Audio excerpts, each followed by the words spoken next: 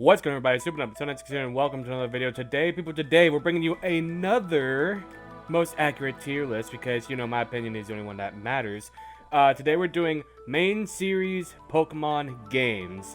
And just like when we did the Mega Evolutions, we got Goated, Stupid Good, Okay, Meh, and Trash. We added two new ones we had never played. Believe it or not, I have not played every single Pokemon game.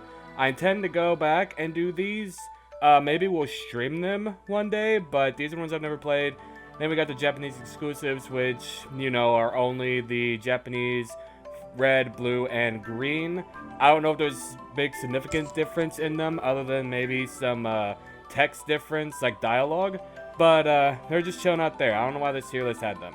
But the way we're going to do this is that if the games go side by side, they will be put into the same category. For example, we can't have Alpha Sapphire and Stupid Good and an Omega Ruby and Trash. They have to both be in either Stupid Good or they both have to be in Trash. That is the rule.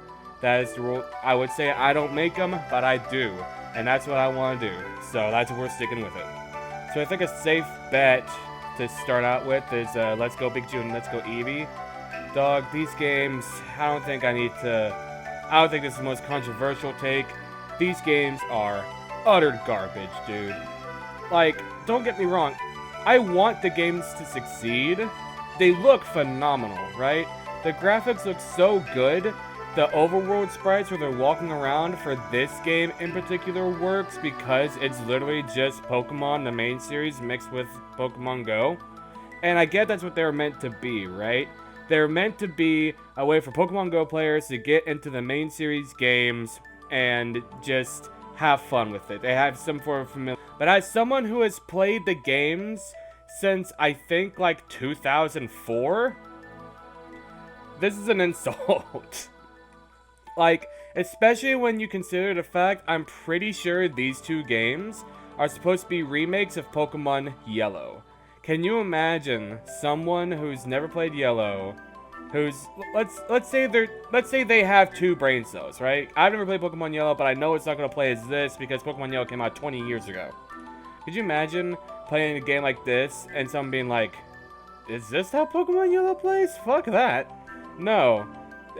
Again, that's like someone who's really young and doesn't understand, or they have the combined brain cells of a coffee mug, and a cracked coffee mug at that. So they go there. They're so goddamn boring. Like, I have yet to beat these games. I think I've gotten the 8th gym badge, and I just need to fight the fucking champ. And that's it. But I just can't bring myself to do it. It's so boring. One of my friends, I own Let's Go Eevee. I don't own Let's Go Pikachu yet. I plan to get Let's Go Pikachu solely so I can say I own both copies. I'll probably never touch it. However, my friend borrowed Let's Go Eevee. And I was staying at his house, like a mini vacation, just hanging out in his place for a week. And he said, "You know what, I'm gonna play it." I sat there and watched this man play this game for 2 hours and 45 minutes. And he hated life for all 2 hours and 45 minutes. These two games are utter garbage. The only reason you would want to buy these is for the VMAX Pikachu and Eevee, but even then, 8th Gen has made it to where you can just get those two now. Or I would say, you know, you got a guaranteed perfect IV hidden ability one, but with the power of breeding, you can have that too within a few hours. So yeah, they belong in Trash. While we're on the topic of 8th Gen, we're going to go with Pokemon Sword and Shield. They're not really garbage. I'm going to put them in meh. And I'm going to tell you why. To me, anyway, they're not complete and utter garbage. Now, whenever I put Pokemon Sword and Shield here, I am including the DLC bundle with this. Because the DLC saved those two games. Heavily saved those two games. Like, if the DLC never came out, they would both go in garbage. It's got this, I don't even know where to begin with those two. I would say that has the same problem as Let's Go Pikachu and Let's Go Eevee, where it's boring, but it's boring, whereas Let's Go Pikachu and Eevee, they're boring through the entirety of the game. This one's boring in parts, and throughout a lot of the game, it feels empty. I don't know how that's possible, but it feels empty. You can see huge skyscrapers, town's full of people, but it feels so empty. I think the main reason is because they've made the towns so big because, you know, they're towns. Towns in real life are pretty big. But they didn't fill them with people. Like in Pokemon Black and White, you see a huge city crowded with people. And they have that city crowded with people. There's a part in Black and White where you go to like a busy street and you can barely see your character. They've managed to make that place feel full and populated. But Sword and Shield does not do that for some reason. And again, the DLC pretty much carried because with the Isle of Armor, you're on an island that's sole purpose is to train people. It's not going to feel full.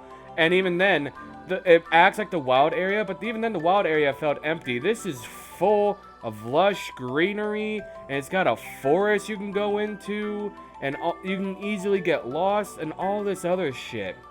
And with the Crown Tundra, you're in a barren wasteland that's hardly habitable by people.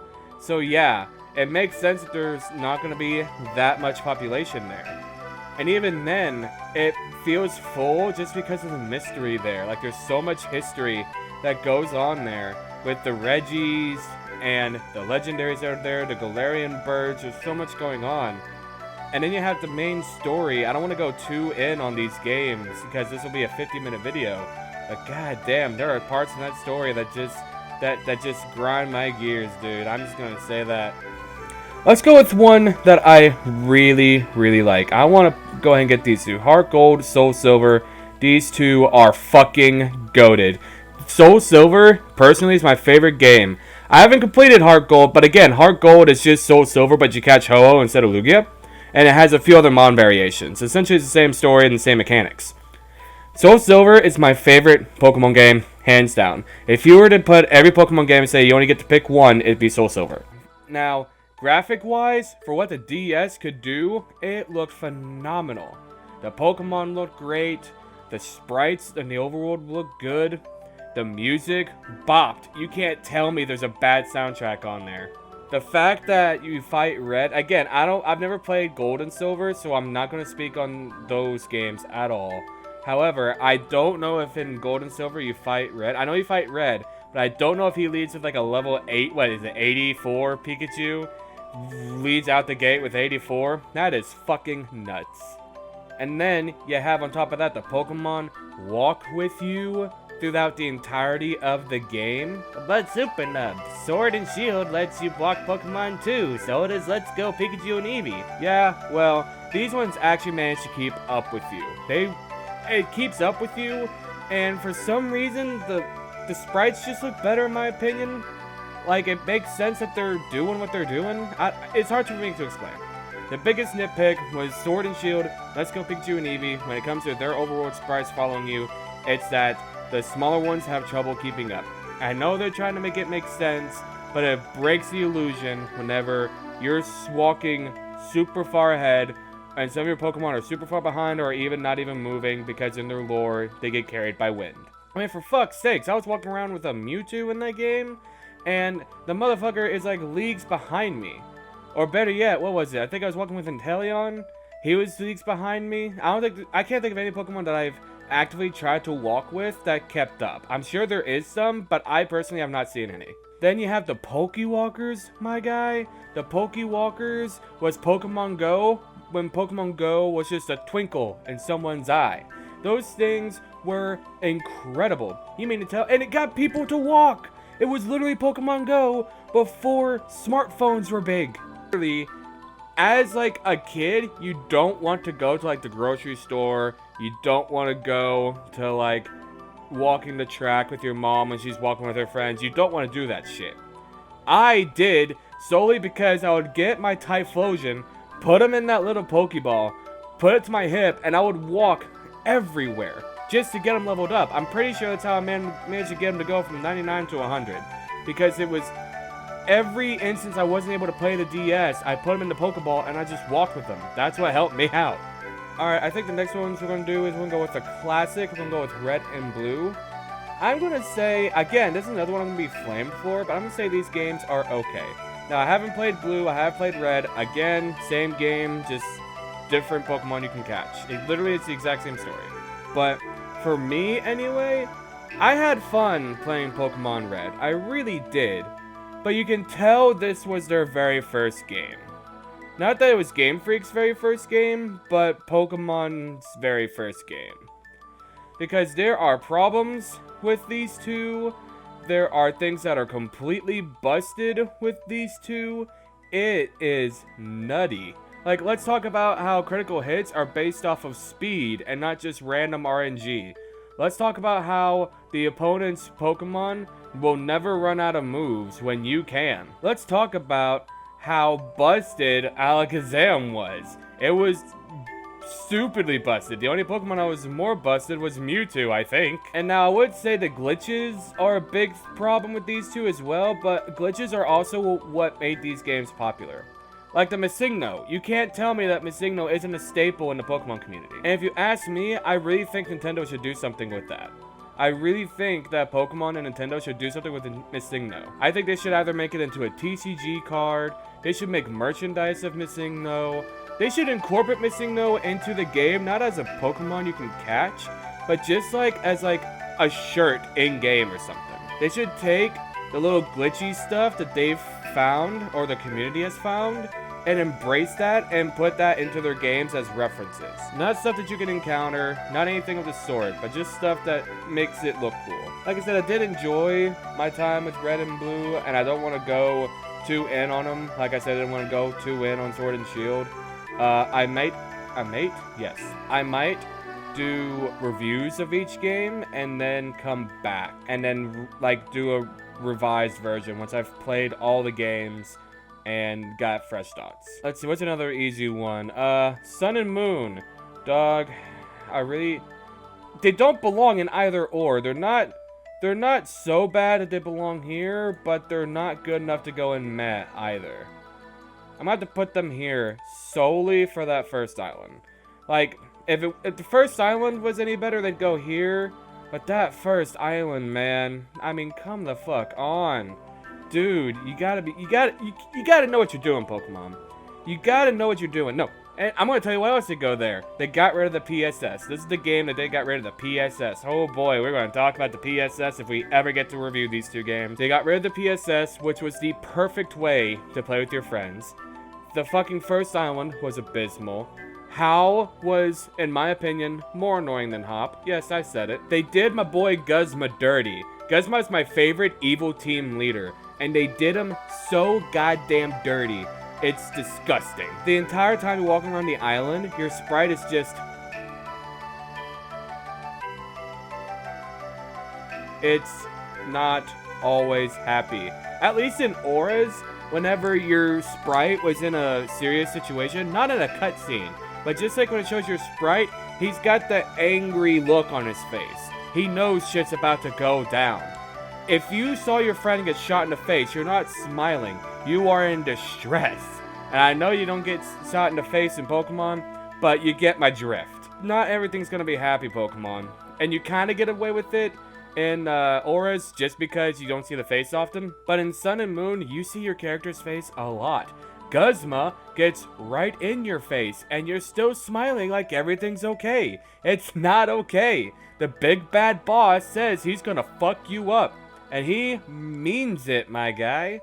I mean, come the fuck on. Alright, another flaming time. Alright, I'm gonna get absolutely flamed for this. These two go right here.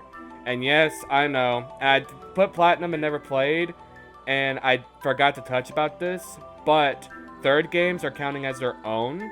So that's why Yellow's in here and not up here with these guys.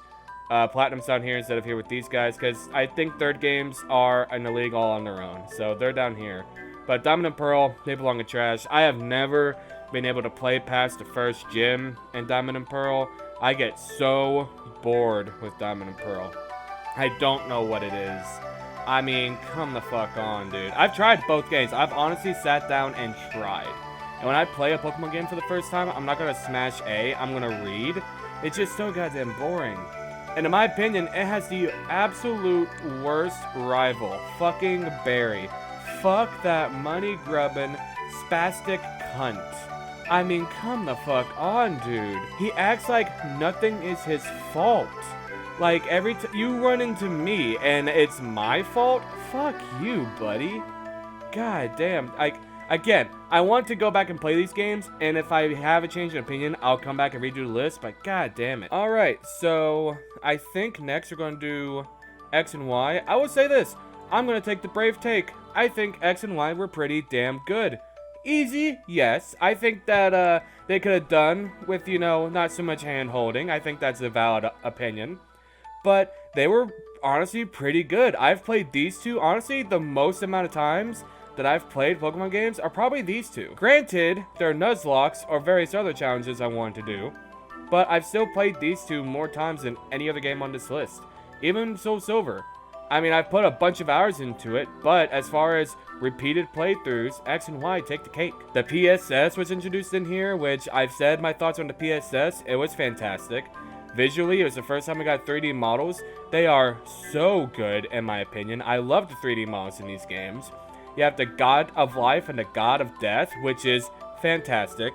The villain, I got mixed opinions on Lysander. I really do. The soundtrack, you can't tell me, slaps. Sycamore is just, before Kukui came out, he was walking sex appeal. The one thing I will say that I don't like, I think is the biggest thing I didn't like about these games, other than the hand-holding, was so many rivals. I think that, I'm trying to word this in the right way. I think having more rivals belittles the rival role. Like, don't get me wrong, Serena, and I think his name was Callum, was that the guy's name? I can never remember, I didn't play as the girl. They are like your true rival. They're the ones who put in the most work. They got megas just like you. They got starters. The only other thing that they could have that you don't, or that you have that they don't, is a legendary. Those are my biggest gripes on these two. But I think they're pretty good. I'm not gonna lie. I would honestly to God recommend these games to people. I really would. Alright, we're gonna dip into some childhood here. Ruby and Sapphire were my first games. And honestly, I'm gonna put them in just okay. And it hurts me to put them there, but at the same time it makes sense. So we're gonna leave I would say we're gonna leave the old school mechanics out, but we factored in old school mechanics for these two, so we're not gonna, you know, give them a pass on these two just because they're my childhood games. So the physical special split is not a thing. So you have mons like Gengar, who is a special attacker, because Ghost is a physical ability or type in these games. All of his stab moves are physical, which does not work for Gengar, if you did not know that. The sprites, though they're not bad, they're not good either. Does that make sense? Am I allowed to say that, considering what they're paired next to? Like, I don't know. Like, it just looks like, it kind of looks like they're drawn to Microsoft Paint to me. And that's like a sin on itself. I could get my Pokemon card revoked just for saying that. But that's honestly got how I feel. I will give it this. There's not a bad Mon in Hoenn Dex. There is not a single bad Mon in that Dex. Not a single goddamn one. Every Pokemon slaps, dude. You can't tell me there's a single Pokemon in Hoenn that you don't like. The soundtrack is really good. You have, what was it? Is it Vermilion Town? No, that's Vermilion City. What is it? Verdant Turf, I think it is. Yeah, Verdant Turf. I remember when I was a kid, I loved the Verdant Turf theme because it's so like, if you listen to all the other songs, it's the most serene and relaxing, which to me is the exact opposite of all the other games or all the other towns. So I would just go there and be like, yeah, I like this. And I wish you had more to do other than beauty contests. And that's another thing. These games introduce beauty contests, something I wish they kept in newer games just to give you something else to strive for. I kind of wish that they did beauty contests like they did in the anime, where you get a badge for or a ribbon. I think you did. But I wish it would be like gyms, where you get a ribbon here and here and here. Once you get X amount of ribbons, however the anime said, you get to do the biggest contest. I wish they did that, and they made it to where it's like, oh, you could go one or the other, or both. Like, make gyms still the main focus, because that proves how strong you are as a trainer. But put ribbons on the sides, where it's like, oh yeah, while you're here, if you want to take a look, you can do the contests. That was, I wish they'd done that. It's really cool. They're okay. I really like them, but in the grand scheme of things, they're just an okay. I'm gonna stick with Hoenn and do Emerald. I'm gonna put Emerald actually in stupid good. And here's my reasoning. So, Emerald, it's pretty much these two combined, but it shows just how stupid both the leaders are. Because they both activate their own orbs, they both grab the wrong orb, and now they've put the world in mortal turmoil. And the only thing that can stop it is the big bad Rayquaza. Now, in my opinion, Maxie and Archie aren't the worst team leaders, in my opinion. They're definitely the dumbest, but they're not the worst. And when they activated those two, when I played this game for the first time, oh boy. So I've only ever played Emerald in a randomizer Nuzlocke, so I can't say much for like the difficulty, because it's always been difficult to me. However, I've played the story, and ho ho ho, I like it. Even whenever like you go to get the fossils, instead of it just being a couple in sand and they sink in the dirt, you go into a tower that just keeps spawning and unspawning.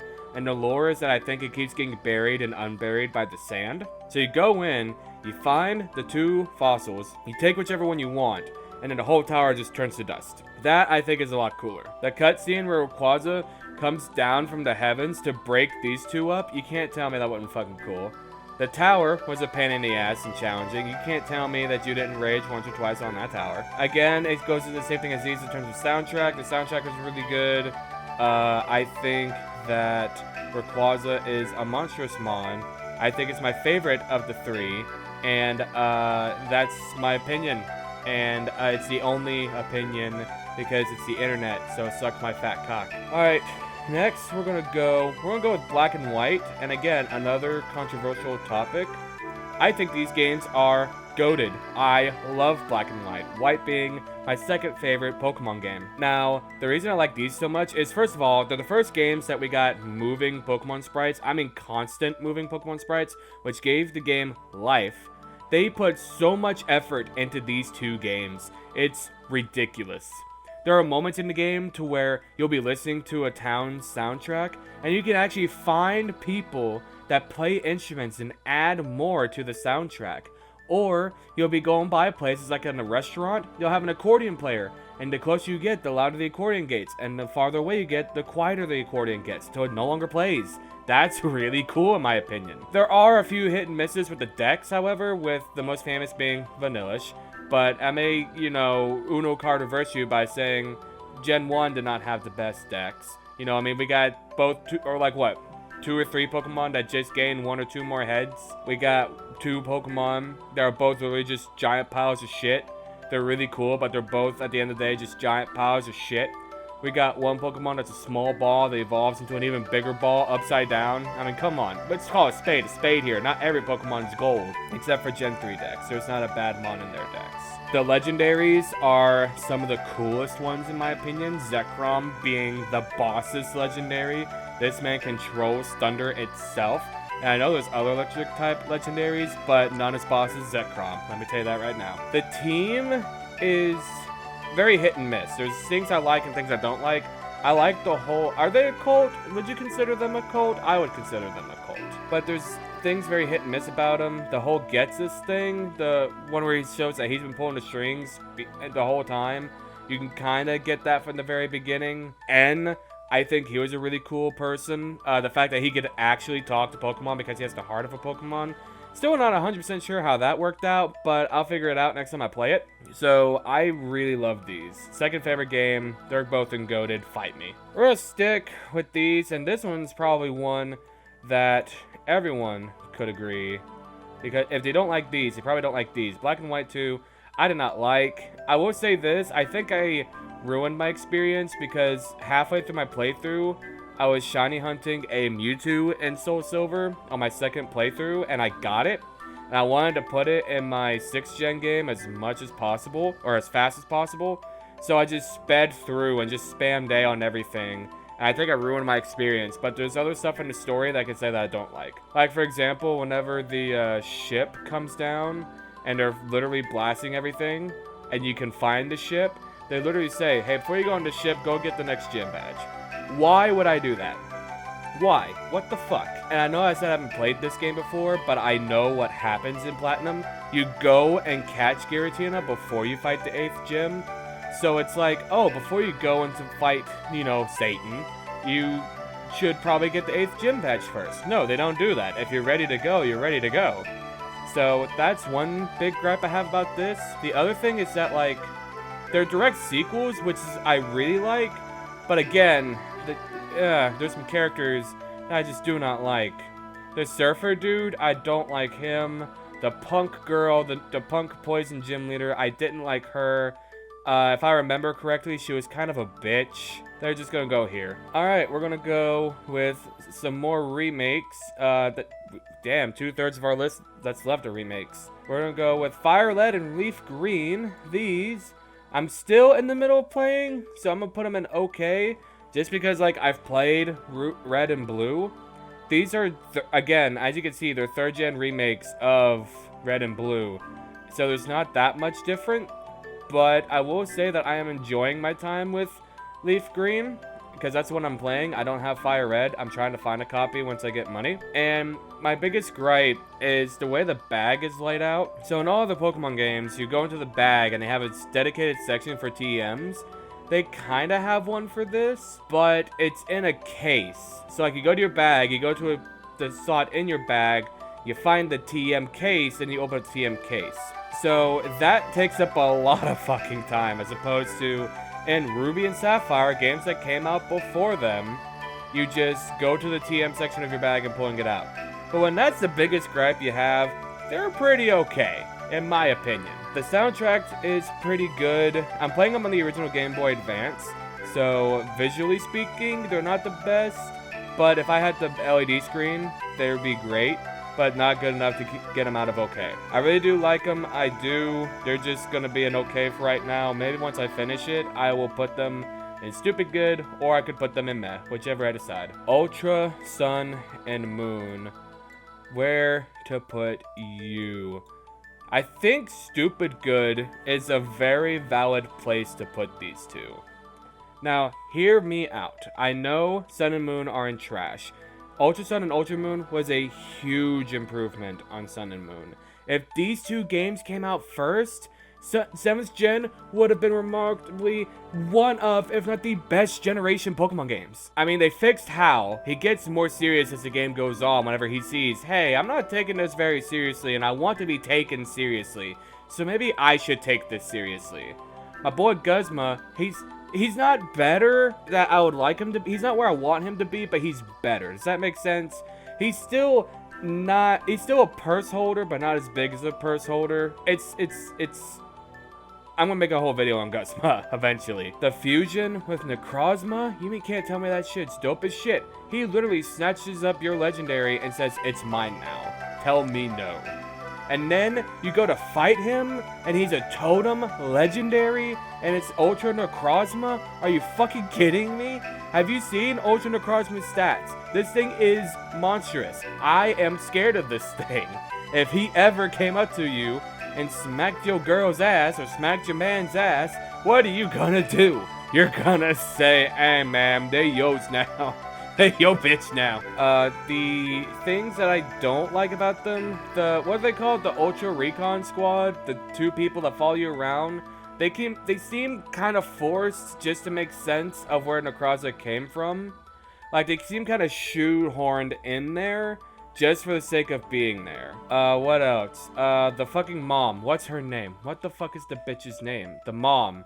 You know what I'm talking about? The bitch who became, fused with Nihilego in the Sun and Moon game. I can't remember her name. She's not as big as a bitch, but she's still a bitch. Rainbow Rocket was a very big thing, and I loved that. They took all the team leaders from where they succeeded, and by the way, spoilers, they took all the team leaders that succeeded and gave them the legends from their games. You can't tell me that wasn't fucking cool. I do wish they had one where they had, Rayquaza from Emerald, because obviously they're not going to have that if Archie is going after Kyogre and Max is going after Groudon. I think Cyrus, is that his name? The guy from 4th gen? I can't remember.